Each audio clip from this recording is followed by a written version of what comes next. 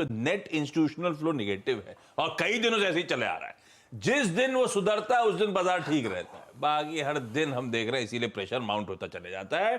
खैर, कल सुबह जब चर्चा हो रही थी तो 21,800 के राइटर्स के जमावड़े की बात हुई थी, 21,806 की बात हुई थी। वो 100 डीवा बहुत इंपॉर्टेंट होगा, शॉर्ट्स के टारगेट वही है, वहां पे शायद बाजार को सपोर्ट लेना चाहिए।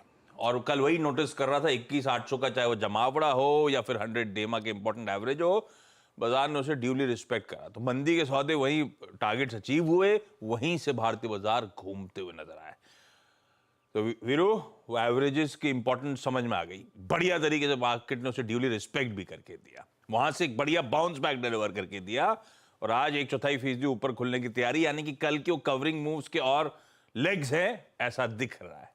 अब क्या रीडिंग है, अब क्या रणनीति होगी, क्या लग रहा है? गुड मॉर्निंग आशीष। देखिए, सिर्फ निफ्टी पे ही नहीं, निफ्टी पर का लो भी था 100 डे एक्सपोनेंशियल मूविंग एवरेज और निफ्टी बैंक का भी 47,006 100 डे एक्सपोनेंशियल मूविंग एवरेज, दोनों ही इंडेक्स का कल का जो शॉर्ट का टारगेट रखा गया था वर्स्ट केस में वो यही था। निफ्टी ने ब्रीच किया 21,933 उस स्विंग लो को, उसके बाद वहां तक का स्विंग मिला, फिर पुल बैक आया। बट आशीष, ऐसे पुल बैक्स आते रहेंगे और लेवल पे फोकस कीजिएगा प्लीज, लेवल से फोकस कीजिए, ट्रेड्स मिलेंगे बट ऐसे पुल बैक आते रहेंगे क्योंकि विक्स आपका ऑलमोस्ट अब 2022 की ट्रेजेक्टरी में है। तो इसे एक रिवर्सल शब्द का आई थिंक इस्तेमाल करना भी बहुत गलत होगा मेरे ख्याल से। आप स्टिल अगर आप देखें, एक जो स्ट्रॉन्ग ट्रेजेक्टरी है उसमें आने को अभी तैयार नहीं है। आएंगे, कैसे आएंगे वो बात करते हैं अभी हम। पहले आते हैं इंस्टीट्यूशनल फिगर्स पे, जैसे कि आपने समझा ही दिया, 4498 करोड़ रुपए की एफआईआईज की सेलिंग, दैट्स ह्यूज। और इसके अगेंस्ट खड़ा होकर मैं कहूं कि नहीं इसे बाय कर लीजिए और सिर्फ शॉर्ट कवरिंग के सहारे बाय कर लीजिए, वो गलत होगा। ठीक है, 3562 करोड़ रुपए की डीआईएस की बाइंग थी। एफआईआईज ने इंडेक्स कल फिर बेचा 951 करोड़ रुपए के क्वांटम में और 31,000 शॉर्ट। अब अगर आप एफआईआईज की नेट शॉर्ट देखें आशीष, तो वो ऑलमोस्ट, अगर आप इस दौर की हाईएस्ट जोन पे हैं, करीब करीब पहुंच चुकी हैं वो 1,73,000 कॉन्ट्रैक्ट। तो इंडेक्स में उनकी तरफ से काफी हैमरिंग हुई। स्टॉक फ्यूचर्स करीब 290 करोड़ रुपए का उन्होंने बाय किया, 15,000 कॉन्ट्रैक्ट शॉर्ट कवर किए। कल कुछ क्रिटिकल स्टॉक फ्यूचर्स में शॉर्ट कवरिंग थी। फॉर इंस्टेंस केमिकल, आप यूपीएल को देखिए, डे हाई पे क्लोज हुआ। कल एचडीएफसी बैंक, इसमें शॉर्ट कवरिंग थी। कल बहुत ही वीक स्ट्रक्चर्स में, ओवरसोल्ड स्ट्रक्चर्स में शॉर्ट कवरिंग थी कल। खैर, coming back to I think वो स्टैट्स जो थे हम एफआईआईज के, तो इंडेक्स बेचा, स्टॉक फ्यूचर बाय किया। अच्छी चीज कल क्या हुई, एक कि 1,90,000 पुट शॉर्ट आई हैं एफआईआईज की तरफ से। तो एफआईआईज के स्टैट्स में अगर कोई चीज अच्छी है ना आशीष, डायरेक्टर साहब इस डायग्राम को हटा लीजिए। अगर कोई चीज अच्छी है तो वो है कैश की सेलिंग के अगेंस्ट इंडेक्स जो उन्होंने बेचा उसके अगेंस्ट कोई चीज अच्छी है, तो 1,90,000 शॉर्ट पुट आई है। ये थोड़ा सा एक अच्छा संकेत है।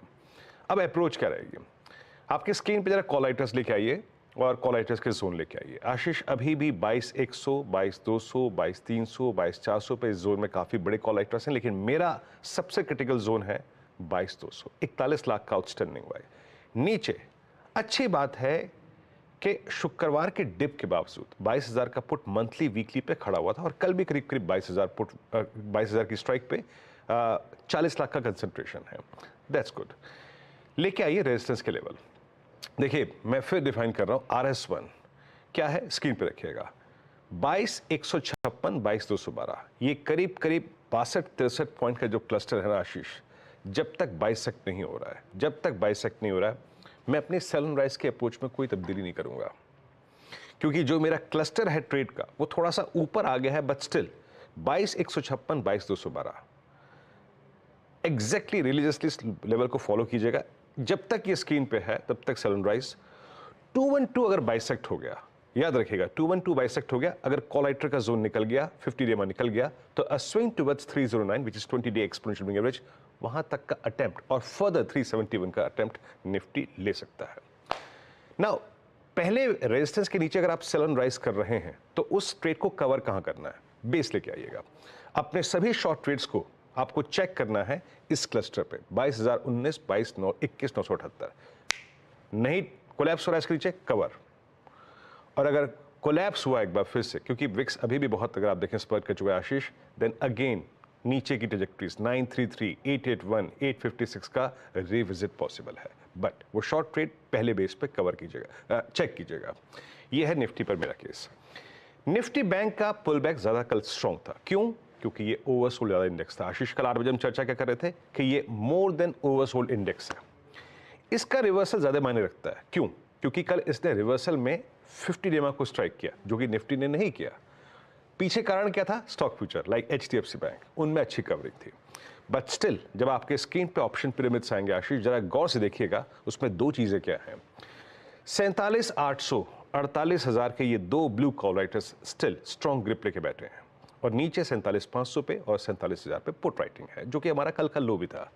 अप्रोच क्या रहेगी? RS1 लेके आइएगा।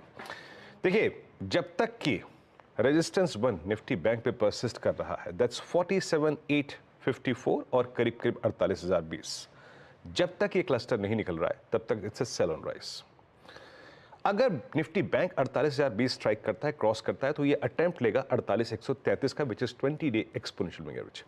ये 48,020,133 कट गया तो निफ्टी बैंक एक बड़ी शॉर्ट कवरिंग में जाएगा, अदरवाइज RS1 के नीचे मेरा सेल ट्रेड है, सेल ऑन राइज ट्रेड है। कवर कहां करना है? लेके आइएगा। क्या दिखा हमने? 47,500 पे पुट राइटिंग। तो पहला बेस शॉर्ट कवर या फिर शॉर्ट ट्रेड्स को चेक करने के लिए है। अगर कोलैप्स होता है तो revisit of 47,110 and 46,910 quite possible. Ashish, बहुत बढ़िया। ये है निफ्टी बैंक का आज मंगलवार के दिन का हमारा अप्रोच। अब आज की